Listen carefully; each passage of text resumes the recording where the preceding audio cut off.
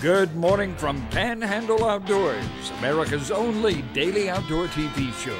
Your source for fishing, hunting, and information for folks who enjoy the great outdoors. Now sit back, relax. It's Panhandle Outdoors. Good morning, folks. Welcome to Panhandle Outdoors. I'm Winston Chester. Glad you're here this morning. Got a great show lined up. But first, as always, our weather, our daily weather, brought to us by Haney Technical Center, corner of Baldwin and Highway 77. High today 84, low 72, and water temperature dropped 1 degree down to 80.4 degrees. So right around 80, still in really good shape. Let's take a look at our river readings brought to us by Sandhill Seafood, home with some great fresh seafood and a great restaurant right there to go along with it. The Apalachicola Bluntstown 6.2 and staying very level. But take a look at the Choctawhatchee at Caryville. We looked at it yesterday. It's pretty level. We anticipated just not much movement, but it's dropping out. All of a sudden, it started dropping out, which is, you know, I get a kick out of watching that because we talk about it all the time. You really don't know what it's doing because that's nature controlling it, where the Apalachicola is controlled by man.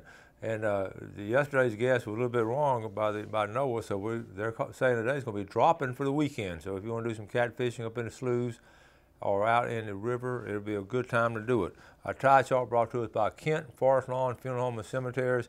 We're in a pretty good tide. There's a strong tide coming in. Taking a look at it, have a low tide at 12:20 this morning. It's coming in strong all day. It's going to be at high tide, be right after lunch at 1:46.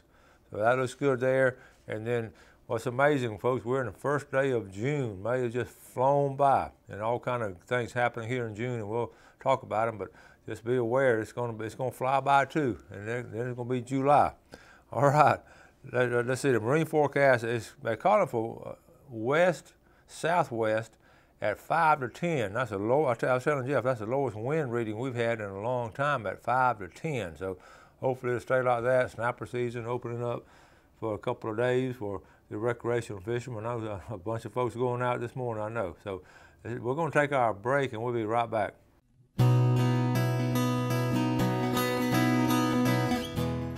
Okay, welcome back. Glad you're with us. Got quite a few emails we're going to go over. One thing, we're talking about gator hunts and all. Florida's already sort of taken care of theirs. They're in the second phase now. A lot of folks have applied. But if you're from Alabama, Alabama opens theirs up. We got this little email right here from them.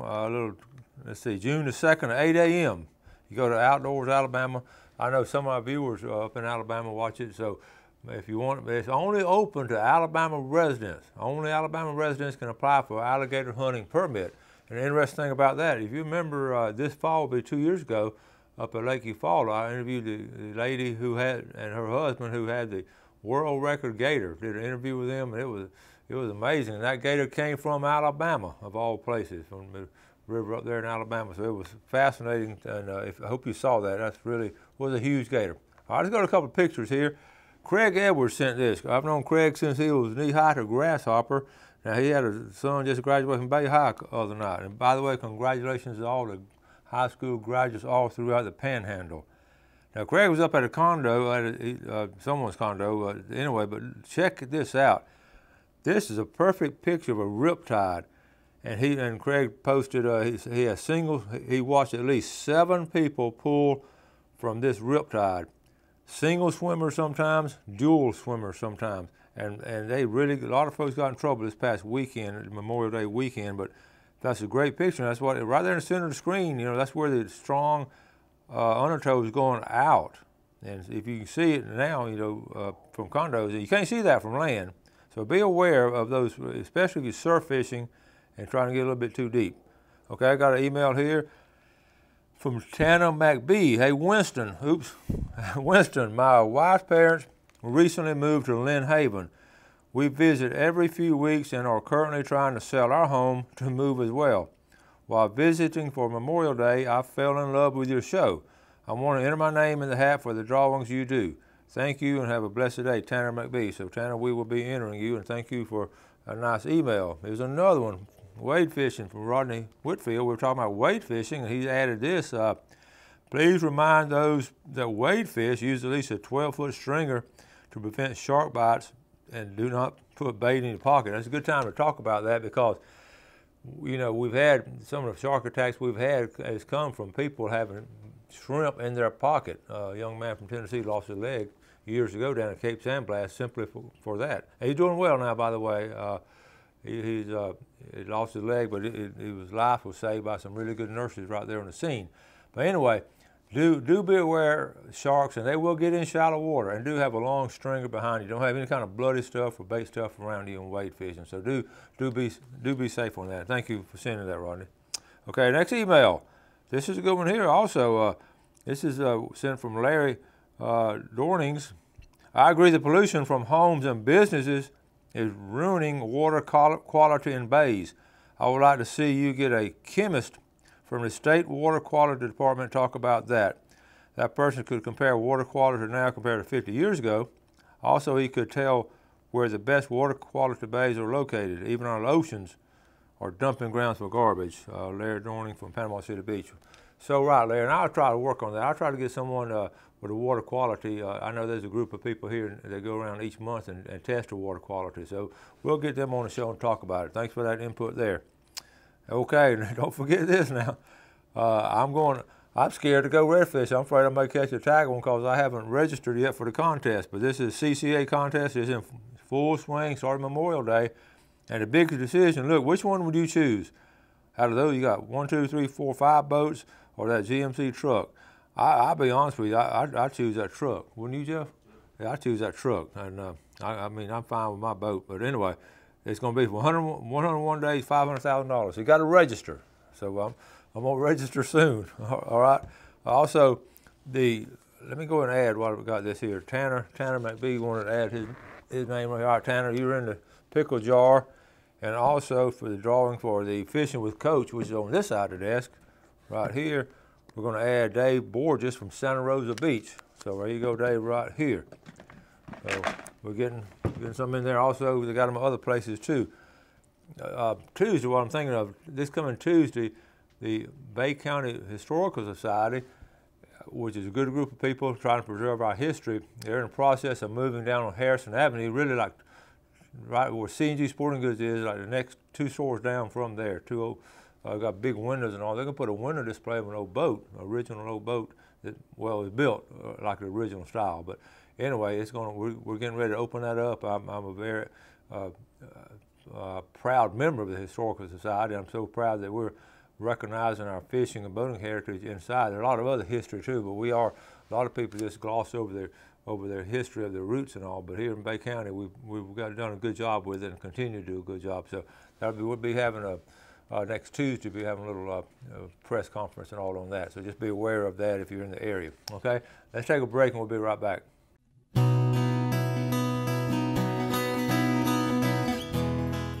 Okay, welcome back. I was talking to Jeff about that. If you wanted a truck, I was wondering if it'd be a 4-wheel drive truck because I've just had this mindset about having a 4-wheel drive truck. But you stop and think about it, we just don't use 4-wheel drive that much. I hardly ever use my 4-wheel drive, but I like to have it just in case I need it. But you know, I see, you know, these young teenagers and all, they see a big puddle in the woods, they head straight for it. So, you know, they use 4-wheel drive like it's a little mud bog in, but I can understand that. But generally, out in the woods and all, these roads are now pretty decent enough. You don't need 4-wheel drive. At the beach, sometimes I've had to use it, but it'd be interesting. All right, let's move on. I got 2 more pictures to show you. One more here. Check this out. This is Derek Tovey sent this in to Panama City Fishing. He had fun pulling this guy in at Deer Point Dam on a 3,000 pin battle. That's a big drum, and we weighed it out and got it. And good fish. Not very good to eat, but a fun fish to catch. The part of the drum family. Okay, I got this email here. One more email. Hey Winston, just a thought to help with your show. You mentioned the flounder bite was getting good. Maybe a good time to show your clip on how to fillet a flounder. I know it helped me. And that's from Rodney Whitfield. Rodney, I took your suggestion to heart because it is a good time to show it. We have a really good video, a 6-minute video with Bobby Smith skinning the flounder and filleting it out. It's really good, and I'm going to show it again. But I got to thinking, you know, this is so typical. We have, in 10 years doing the show, we have a lot of quality stuff we've done over the years. And if you remember one like Rodney did and want to see it again, we'll certainly show it because it's really good information, and that information don't change. And I don't hesitate showing a rerun. I get typically these outdoor shows, all these fishing shows on these national channels. Here's what they do in a 52-week period. And I learned this since I've been in business. They'll do 13 weekly shows. They'll just can what they call 13 weekly shows. And then they'll show them. And then the next 13 weeks, they'll show the same shows again. So in January comes, they have 13 new shows, and then they repeat in the spring those 13 shows. So they do 13, repeat, 13 new ones, repeat. So that's the 52 weeks a year they have to do that. Okay, so they're really only doing 26 shows a year. And I'm actually doing 10 times that many. We're doing 260 shows here. So using a rerun every now and then, I have no problem doing it. So this is Bobby Smith, and you're going to see Matt Smith in here too, young Matt, several years back on how to skin a flounder. So Jeff, let's roll with this one, buddy.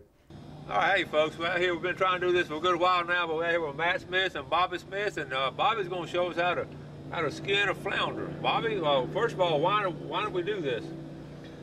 Well, I'll have to kind of show you as we go along. Is the reason I started doing this years ago, and everybody that's seen it has liked it. If they've ever eaten one of them that's been skinned, they don't want it any other way. And I've just been doing it for about 35 years now.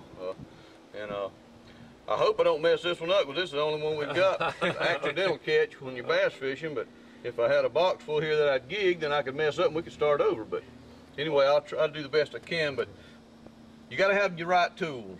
This thing is probably 40 years old. This is an old fish scaler. My uncle gave it to me when I was a teenager. And I'm in my 50s, so that's about right.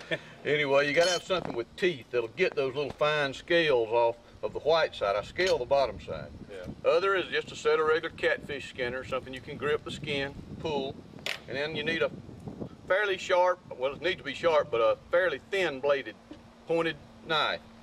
But the reason that I skin a flounder, let's just scale a little portion here. Now that's what most people would do with a flounder. Now you can run your fingers across that and there's no scales on it. It's smooth as it can be. But watch this. See that black slime and mud? That's what you're eating when you eat a flounder that hasn't been skinned. Yeah. So therefore, I get rid of that. First thing, of course, I turn him over and I scale the white side. Well, they live on the bottom, so they're gonna get all this on them. Mm-hmm. But the white side doesn't have that old black mud in it like the top does. I don't know if it's mud or just fish slime or what it is. Don't pretend to be a scientist. I feel better about it, and everybody says they taste better that way. So that's the way I've always done it, and I've stood here and skinned over 100 pounds when I used to do this commercially. Yeah.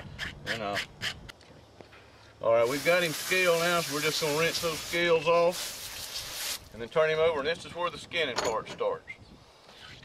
Take a knife, and I just get up on his shoulder, just above the top slot of his, where you see his gills end, get just behind that, make you a little small cut through to get started. Then take the point of the knife, slide it under there, push it out right in front of his dorsal fin there to make you a little tab that you can get a hold of with the skinners. Then you just continue cutting just under the skin, right behind the fin. Bring it all the way down to the bottom, and then do the same thing you did up here. You've got to have a little tab to get a hold of. So get the point of the knife just under the skin and bring it out right in front of the fin. Okay, then you're ready for the skinners. Catch that tab, and the important thing to remember is you cannot pull it all straight toward the tail. The flounder has a grain change in his meat, top and bottom, and if you simply pull it all toward the tail, you'll rip out 2 chunks of meat about the size of my finger all the way down the shoulder and the bottom side. What you want to do is skin from the fins toward the backbone until you pass that grain change. You can use your thumb to help you. Pull it back, just continue it on down, and pull toward the center.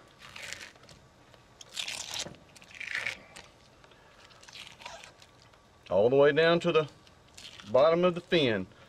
Right there is where that meat changes grain. You can see this coming straight in, these lines, and these lines are at a 45-degree angle. And this is that strip that you'll tear out if you try to pull it straight. All right, then we do the same thing with the bottom. We get the thumb under to help you, or use your first finger. Pull, again, pull towards the backbone, toward the center.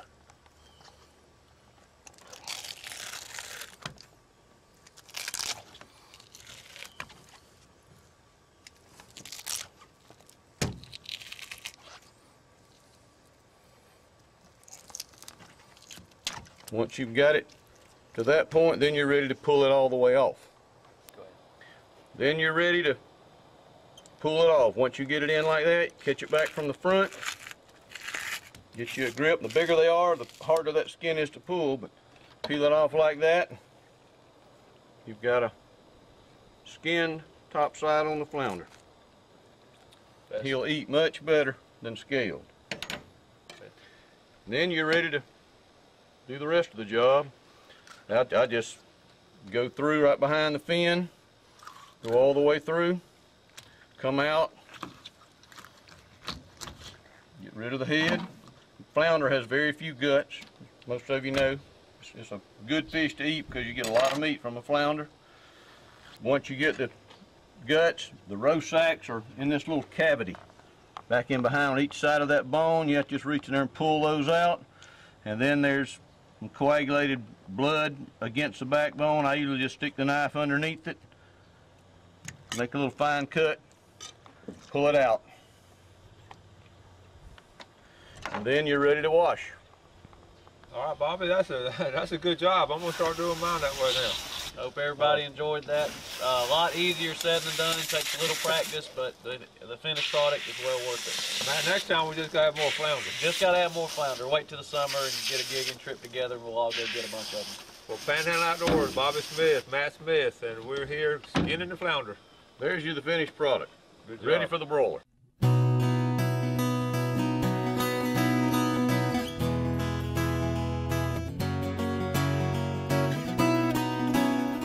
Welcome back. As always, I say I hope you enjoyed that, and I always do hope you enjoyed it. It's really good, good information there. Good to see Bobby. And you stop and think about the grains of that flounder. You know, you don't really realize that until you get the skin off and see how it goes. Just most fish aren't like that. They have just one way. So that's why you have to come in at different angles and all. It works well, and it's a lot cleaner too when you're cooking it. So go ahead and if you DVR'd it, or it'll be on YouTube. You have to put it on this morning a little bit later. So it'll be there if you want some friends to watch it in some other places, okay? Let's move on with our fishing game time, brought to us by Blue Water Outriggers. We're looking at 6:53 to 8:53 this morning, and this evening from 7:17 to 9:17. So be aware of that. There's some good times. Also, the lease we talked about on the show last week with Chad, is full. The South Georgia lease is full, so I'm glad got it filled. It makes two groups of people happy, the people that's leasing it and also the people coming on leasing from them. So good situation there, good campsite to have up there, good things going on. A couple things I wrote down last night, I sort of looking at with June, I realizing June is coming here and June is now here. Some things to do in June, and you know how I always make a list of to do, and sometimes I get around to some of them and sometimes I don't get all of them done, but here's some of the basic things I like to do in June, okay? And, first of all, fish, of course, and I got fresh water, and also I got take someone. So when you're fishing, you want to take someone else, and I got some people to take in June, and we're going Saturday on a red snapper trip with Billy Archer, our first one, and we're going to be doing some serious fishing then. But also I want to do some freshwater fishing. Padre Mike, I hadn't forgot about you, so I'll take you and your wife fishing. I also wrote down swimming. In June, I like to start swimming. I just jump in the water and swim. And also, remember Father's Day comes in June, and it's going to be, I always tell Gail and my kids, I said, we shouldn't have a Father's Day. I said, the whole month of June should be like a Father's Month. Y'all just get presents all month. But don't forget, and we're going to talk later on about some neat Father's Day gifts. Also wrote down, you can go, here's some different things. I'm not going to do this particular one, but some idea for you. Geocaching, taking your compass and just finding things, your GPS and all. A lot of folks enjoy that, and you can do it in the public land and state parks and all. We've talked about it before, but June is a good month, especially getting on up early and doing it in the mornings and all, or late on in the afternoon. I wrote down red snapper fishing. I just mentioned that. We're going to do that. Also, crabbing is really good this month, and you don't need any special place. You can walk along Beach Drive or any kind of good sandy bottom, walk along. You can do it at a bridge, you know, dropping some bait down, pulling them up. So crabbing is really good. And I see these guys working these crab traps, and they're pretty steady. All right, I'll put a little asterisk by this next one. Check your scallop equipment. Scalloping season is right around the corner. Now remember, here in the Panhandle, it's going to be July the 26th. And that's going to be coming up. I know that's 6 weeks away, but I'm going ahead. I'm going to take this time on July 4th. I'm going to go out there and just go scouting and look around and see what's out there. And also, now's the time to start getting the cast net out, getting ready to cast net for mullet. And I hope to do that. And the last one I wrote down was wade fishing. And wade fishing, we talked about last couple of days and all. Good month. That's why I talked about it. A good month of wade fish is June. You got that spring movement going on. You got a lot of bait out in the water. You got the grass is looking good. The water's clear. Really a good time to wade fish. So those are some things you can do in June. I looked at the cast net for mullet now. I've seen a couple of catches already, a little bit early, but in June they're going to start. They start fattening it up and getting healthy and all. So that's going to be something good to do. Our red snapper trip, like I said, we're going Saturday. We'll always leave. We always meet down at the dock at 4:30 a.m. and we're on the boat and getting out of there by 5. So it's called a 12-hour trip from 5 a.m. to 5 p.m. It's an exciting trip. We'll run a couple of hours, and most of the times we're coming in a little bit early. Hopefully we'll have a box full, a full box of fish, and it's just a lot of fun. Sledge and that group from Gulf Power. It's our annual trip. We always go that first Saturday, but then also on a Tuesday, on the Seminole Wind, same thing, the Fishing with Coach. It's going to be a free trip for somebody. It's the same trip. It'll just be on a Tuesday morning, an extra time to go. So you got a chance to go on that. So I'd urge you, I know some of y'all are going out on private boats, to be careful the next couple of days and really enjoy your 3-day snapper season, okay? We're going to wrap it up for today. As always, thank you so much for watching Panhandle Outdoors. We appreciate your viewership, and I want you to do something good for the fellow man today. Have a great day, and God bless. Thanks for watching America's only daily outdoor TV show, Panhandle Outdoors with Winston Chester, featuring hunting, fishing, and other activities and information to help you enjoy the great outdoors. Join us next time for Panhandle Outdoors.